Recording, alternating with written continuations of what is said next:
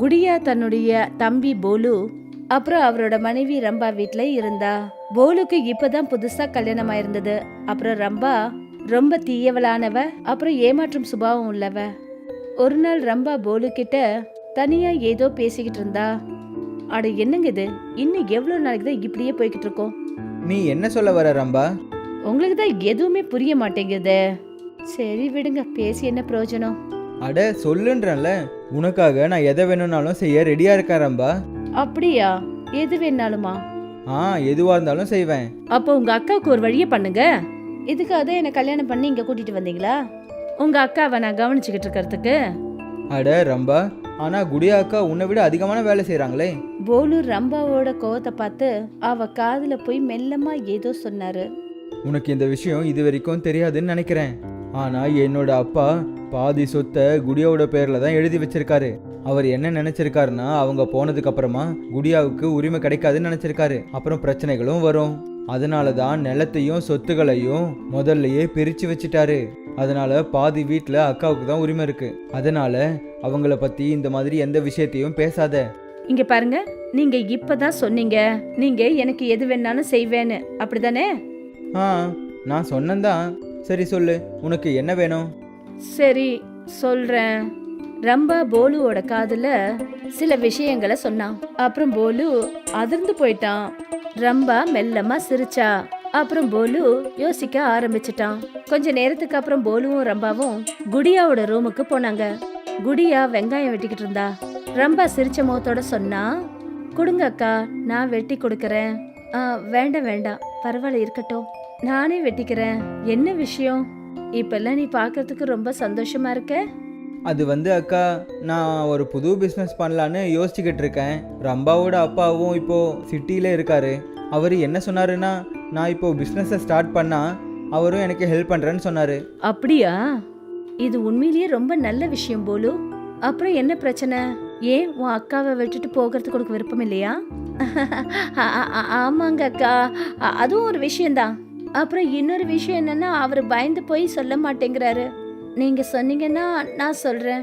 குடியா போலு கவலையா இருக்கிறத பார்த்துட்டு ரம்பா கேட்டா, சரி என்ன பிரச்சனை, அத நீயே சொல்லு ரம்பா. பிரச்சனை என்னன்னா, இவர்கிட்ட மூலதனத்தை முழுமையா இவரால ஏற்பாடு பண்ண முடியல. இவர் யோசிக்கிறது என்னன்னா, மூலதனத்துக்கு தன்னோட நிலத்தை விற்கலான்னு. ஆனா அது முடியல அக்கா. அப்படியா? அப்போ உங்களுக்கு எவ்வளவு பணம் குறையுது? இப்போதைக்கு இவரால பாதி பணத்தை தான் சேகரிக்க முடிஞ்சது. என்னோட பேர்ல கூட அப்பா அந்த அளவுக்கு தான் நிலம் எழுதி வச்சிருக்காரு. அவரு கொடுத்த நிலத்தை விற்கணுன்ற விருப்பம் எனக்கு கிடையாது. போலுவுக்கு அது உதவியா இருக்கும்னா எனக்கு எந்த ஒரு ஆட்சேபனையும் கிடையாது. ரம்பா வெற்றி அடைஞ்சதுனால சந்தோஷப்பட ஆரம்பிச்சா. அப்புறம் கணவன் மனைவி 2 பேரும் குடியாவோட சைனை வாங்கிக்கிட்டு கொஞ்ச நாள்ல அவங்க நிலத்தை எல்லாத்தையுமே வித்துட்டாங்க. ஒரு வாரம் கடந்துடுச்சு. அப்புறம் இன்னைக்கு எல்லாரும் ட்ரெயின்ல புறப்பட்டு நகரத்துக்கு போக ஆரம்பிச்சாங்க. இது வரைக்கும் நான் சிட்டிக்கு போனதே கிடையாது. அப்பா தான் சொல்லிக்கிட்டே இருப்பாரு, என்னைக்காவது கூட்டிட்டு போறேன்னு சொல்லியிருந்தாரு. ஆமா அக்கா, அதனால தானே நம்ம நகரத்துக்கு போறோம். அதனால அப்பாவோட ஆசையும் இப்ப நிறைவேறிடுமே. போலு, நீ என்ன உன் கூட கூட்டிட்டு வந்து ரொம்ப நல்ல காரியம் பண்ணிருக்க. நான் தனியா இருக்கிறதுக்கு எனக்கு கொஞ்சம் கூட விருப்பம் இல்ல. ஐயோ அக்கா, உங்கனால தானே நகரத்துக்கு வரதுக்கான பணத்தை ஏற்பாடு பண்ண முடிஞ்சது. அப்புறம் இவரோட தொழிலுக்கும் தான். இத கூட நான் செய்யலன்னா எப்படி ரம்பா? பேசிக்கிட்டே இருந்ததுல ரொம்ப நேரம் ஆயிடுச்சு. அப்புறம் எல்லாரும் ஒரு ஸ்டேஷன்ல போய் இறங்கினாங்க. போலு, ரம்பா அப்புறம் குடியா கூட ஒரு ஸ்டேஷன்ல இறங்கினான். நாம சிட்டிக்கு வந்துட்டோமா போலு? ஆமா அக்கா, நாம வந்துட்டோம். எனக்கு ரொம்பவே பசிக்குது. என்ன ரம்பா? ஆமாங்க, ரொம்பவே பசிக்குது. அங்க பாருங்க, அது சமோசா கடைன்னு நினைக்கிறேன். நான் அதை பத்தி ரொம்ப கேள்விப்பட்டிருக்கேன். நான் அங்கதான் சாப்பிடணும். அப்படின்னா சரி, நீங்க போய் லைன்ல நின்னு சமோசா வாங்கிட்டு வாங்க. சரி, நீ சொன்ன மாதிரியே செய்யறேன். போலுவும் ரம்பாவும் ட்ரெயின்ல போய் உட்காந்துட்டாங்க. குடியா சமோசா வாங்கறதுக்காக போய் லைன்ல நின்னா.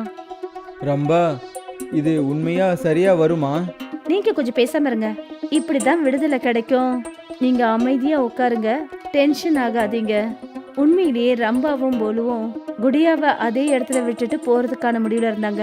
ஏன்னா பணம் கிடைச்சதுக்கு அப்புறமா குடியா அவங்களுக்கு சுமையா தெரிஞ்சா. கொஞ்ச நேரத்துல ட்ரெயின் கிளம்பிடுச்சு. இப்ப குடியா சமோசாவை வாங்கிக்கிட்டு அவங்க 2 பேரும் திரும்பி வருவாங்கன்னு வெயிட் பண்ணிட்டு இருந்தா.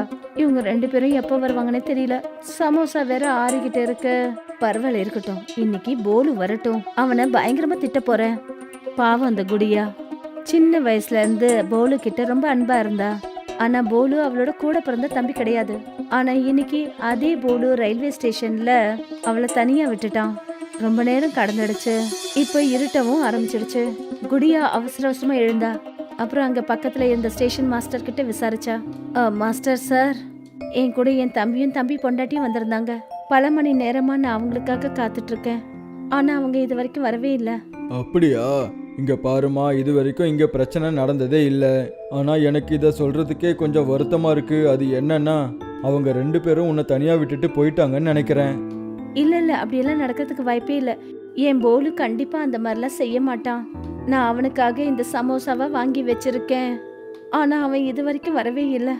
இங்க பாருமா, நான் பல வருஷங்களா இங்க ஸ்டேஷன் மாஸ்டரா இருக்கேன்.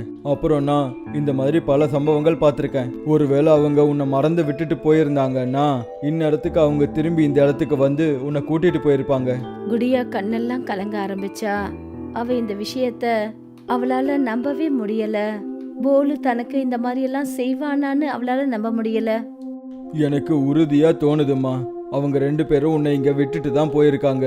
போலு ரம்பா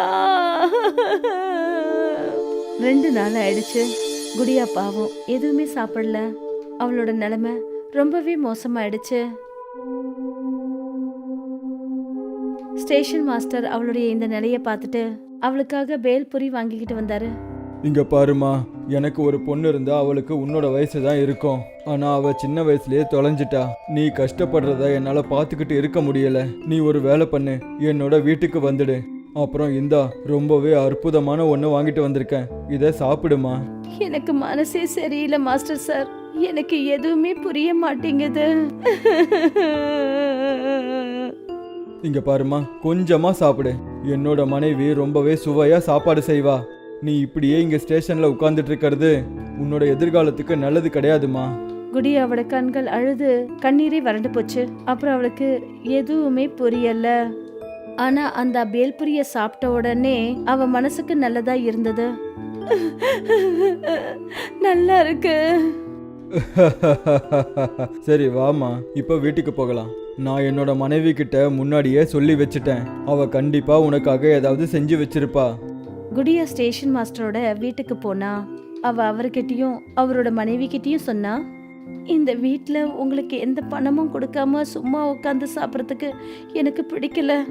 தயவு செஞ்சு எனக்கு ஏதாவது வேலை கொடுங்க மாஸ்டர் சார். இங்க பாருமா, ஸ்டேஷன்ல எனக்குன்னு ஒரு கடை இருக்கு. நீ அதை உனக்கு விருப்பப்பட்ட மாதிரி பயன்படுத்திக்கோ. அப்புறம் எதை செஞ்சு விற்கணும்னு நினைக்கிறியோ அதை செய். ஆமாம்மா, நானும் உனக்கு அந்த கடையில உதவியா இருக்கேன். ஏன்னா எப்படியும் பகல்ல எனக்கு வேற எந்த வேலையும் இருக்க போறதில்ல. வீட்டில் தனியா இருக்கிறது ரொம்ப கஷ்டமா இருக்கு.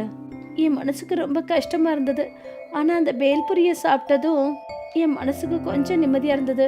நானும் அதையே செஞ்சு விற்கிறேன். சரிடாம்மா, எங்க 2 பேரோட சப்போர்ட் உனக்கு எப்பவுமே இருக்கும். கொஞ்ச நாள் கடந்துடுச்சு. அப்புறம் குடியாவோட கடை நல்லபடியா போய்கிட்டு இருந்தது. குடியா அந்த பேல்பூரிய ஒரு புது விதமா செஞ்சுட்டு இருந்தா. சட்னிய சேர்த்து. வாங்க வாங்க, சட்னி பேல்பூரி சாப்பிடுங்க. இனிப்பா காரமா புளிப்பா எப்படி சாப்பிடணும்னு நினைக்கிறீங்களோ அதே மாதிரி கிடைக்கும். ஜனங்க கூட்ட கூட்டமா வந்தாங்க. கொஞ்ச நாள் தான் ஆச்சு, இருந்தாலும் பேல்பூரியோட கடை ரொம்ப நல்லா போச்சு. அப்புறம் ஸ்டேஷன் மாஸ்டர் வந்தாரு. இப்போ கொஞ்ச நாள் தான் ஆகுது, அதுக்குள்ள உன்னோட கடை ரொம்ப நல்லாவே போயிட்டு இருக்கேம்மா. இதே மாதிரி போயிட்டு இருந்துச்சுன்னா நீ கண்டிப்பா ஒரு பெரிய வியாபாரி ஆயிடுவ. நீங்க வேறப்பா. அப்பா, அந்த வார்த்தையை கேட்டதும் ஸ்டேஷன் மாஸ்டரோட கண்கள் கலங்க ஆரம்பிச்சது. அப்புறம் அவர் நினைச்சாரு, குடியா அவங்க 2 பேரையும் அப்பா அம்மாவா ஏத்துக்கிட்டான்னு முடிவு பண்ணாரு. நீ இனிமே எப்பவும் எங்க பொண்ணுதாம்மா. குடியா, என்ன நடந்தாலும் சரி, நாங்க உனக்கு எப்பவுமே துணையா இருப்போம். இந்த மாதிரி சமயத்துல நீங்க 2 பேரும் எனக்கு அப்பா அம்மா ரூபத்துல கிடைச்சிங்க. நீங்க 2 பேரும் எனக்கு கிடைச்சது பெரிய ஆதரவா இருந்தது. என்னை பொறுத்த வரைக்கும் நீங்க 2 பேரும் இந்த கடவுள் தான். பல மாசங்கள் ஆயிடுச்சு. இப்ப குடியாவுக்கு 3 கடை ஆயிடுச்சு. அதுவும் அதே ஸ்டேஷன்ல. அப்புறம் இன்னைக்கு பல மாசங்களுக்கு அப்புறம் ஒரு அதிசயமான சம்பவம் ஏற்பட்டது. போலுவும் ரம்பாவும் குடியாவோட கடைக்கு வந்தாங்க. ஒரு பேல்பூரி கொடுங்க. அட போலு, நீயா? அக்கா நீங்க நீங்க இங்க என்ன பண்ணிட்டு இருக்கீங்க? பாவப்பட்டு யாராவது உங்க அக்காவுக்கு இந்த கடையில வேலை கொடுத்துருப்பாங்க. சரி, இப்ப 2 பிளேட் பேல்பூரி கொடுங்க. சரிங்க, இத கொண்டு வரேன். 2 பேரும் பேல்பூரியை வாங்கிக்கிட்டு சாப்பிட்டுக்கிட்டே பேச ஆரம்பிச்சாங்க. சரி, இனிமே உங்களுக்கு எந்த கஷ்டமும் இருக்காதுல்ல. அதான் அவளுக்கு ஏதோ ஒரு வேலை கிடைச்சிருச்சே. ஆ கிளம்பலாம். அப்பதான் அந்த இடத்துக்கு ஸ்டேஷன் மாஸ்டர் வந்தாரு. அப்புறம் குடியா கிட்ட சொன்னாரு, இங்க பாருமா, உன்னோட 4 கடையில இருந்தும் பங்கு நமக்கு வந்திருக்கு. அப்புறம் சந்தோஷமான விஷயம் கேளு. அது என்னங்கப்பா? இந்த தடவை மாசத்துக்கான லாபம் உனக்கு லட்சக்கணக்கில் கிடைச்சிருக்குமா? இது எல்லாமே உங்களுக்கு தான்ப்பா சொந்தம். அப்படி நீங்க மட்டும் இல்லைன்னா எங்க அப்பாவுக்கு அப்புறம் இந்த உலகத்துல யாருமே இல்லாம இருந்திருப்பேன். லட்சக்கணக்கில் லாபமாமே. நீங்க கேட்டீங்களா? நான் கேட்டேன் தான் ரம்பா. ஆனா ரம்பா கோலுவை கூட்டிக்கிட்டு குடியா கிட்ட வந்தா. அக்கா, அது என்னன்னா, அன்னைக்கு நாங்க உங்களை மறந்து விட்டுட்டு போயிட்டோம். அதுக்கப்புறம் பணத்துக்கு எங்களால ஏற்பாடு பண்ணவே முடியல. அதான் இன்னைக்கு இங்க வந்துட்டோம். என்னங்க சொல்லுங்க. ஆமாக்கா, இவ சரியா தான் சொல்றா. நீங்க எங்க கூட வந்துடுங்க. எங்களை மன்னிச்சிடுங்க அக்கா. உங்க கவலைனால நான் எத்தனை நாளா தூங்காம இருந்தேன் தெரியுமா? உங்களுக்குன்னு நீங்க ஒரு வியாபாரத்தை வேற ஆரம்பிச்சிட்டீங்க. எனக்கு ரொம்ப சந்தோஷம். ஆமாக்கா, நாங்க ரொம்பவே கவலைப்பட்டோம். நீங்க எங்களை மன்னிச்சிடுவீங்கல்ல? உங்க 2 பேரையும். வேண்டாம்ப்பா, முடிஞ்சு போனதுக்கு எதுக்கு கோபப்படணும்? அப்புறம் போலு, இதுல மன்னிக்கிறதுக்கு எதுவும் கிடையாது.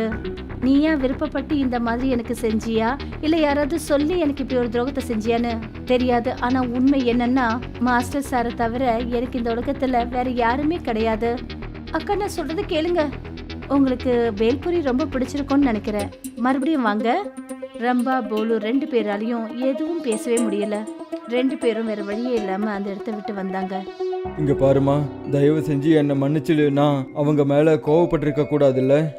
இல்லைங்கப்பா, தப்பு என் மேலதான். இந்த பேராசை பிடிச்சவங்க கிட்ட எல்லாம் நீங்க பேசக்கூடாதுங்கிறதுக்காக தான் சொன்னேன். உங்ககிட்டயும் அம்மா கிட்டயும் எனக்கு நிறைய அன்பு கிடைச்சிருக்கு. உங்களை விட்டு நான் என்னைக்கும் போக மாட்டேன். அப்புறம் இந்த பேல்பூரி வியாபாரத்தை இன்னும் பெருசாக்குவேன். குடியா விதியால சோதிக்கப்பட்டு ரொம்பவே பாதிப்பு அடைஞ்சிருந்தா அது அவளால மறக்கவே முடியாது.